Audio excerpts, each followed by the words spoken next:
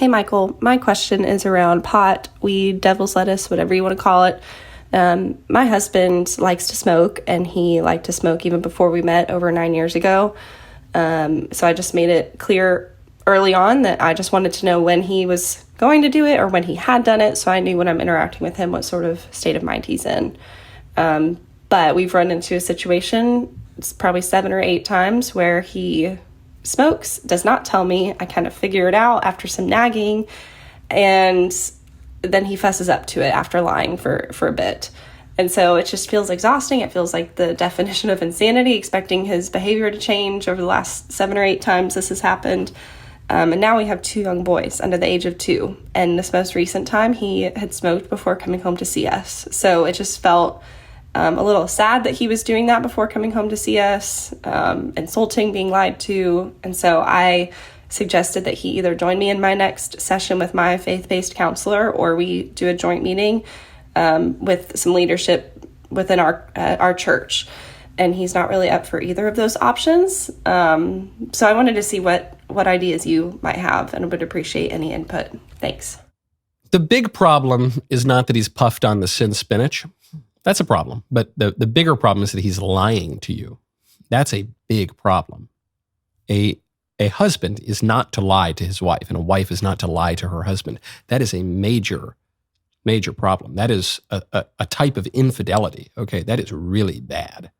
And he should be made to know that that is really, really completely unacceptable, and a major violation of trust and of the marriage. So why is he lying? He's lying because he's addicted to drugs. That's why.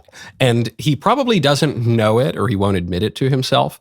And in part, that's not all his fault, because our culture tells us constantly that you can't become addicted to marijuana. But you obviously can. And the evidence is that the people who are really into it exhibit all of the behaviors of addicts. In this case, he's sneaking it around when you're not there. He's trying to hide it from you. He's downplaying his dependence on it. He's not even able to go see his family without toking up. Obviously, that's addictive behavior. But it's not just your husband. I mean, I got plenty of buddies who, like a little of the Haitian oregano. And the ones who've really gotten into it, the wake and bake kind of guys, they will become furious if you ever suggest that maybe marijuana isn't the greatest thing in the world.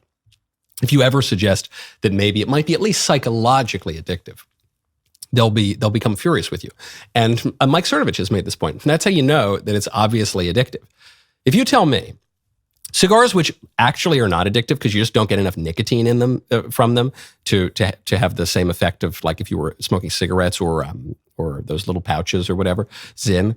But they're habitually addictive in the sense that, any habit is kind of addictive. But if you tell me, Michael, you're having 5 cigars a day, it's too much, it's not good for you. You need to have, 3 cigars a day or 1 cigar a day or something. I think I would say, okay, yeah, you're right. 5 is probably too much. Okay, maybe I'll take a little break for a while. Let's just make sure I'm not actually addicted to it. Or if I were drinking too much, Michael, you're having 3 drinks a night. Okay, maybe I'll take a step back. You're right. It's not good to have 3 drinks a night. But with pot, if you tell potheads, hey, guys, you shouldn't be like smoking, you shouldn't be ripping your vape like 5 times a day. They will yell at you. They'll say they're self-medicating. It's fine. All the studies show blah, blah, blah. So he's a drug addict and he's lying to his wife. And I think maybe you should put it in those kind of blunt terms. And, wives are to submit to their husbands and husbands are to love their wives. But especially if you're already going to this kind of counseling and he's not that interested in it, I think you need to make clear to him that he is failing in his responsibility as a husband. And you don't need to be insulting about it. You should be very loving about that. But he's on a very bad path that is imperiling your family, and he needs to cut it out and act like a man.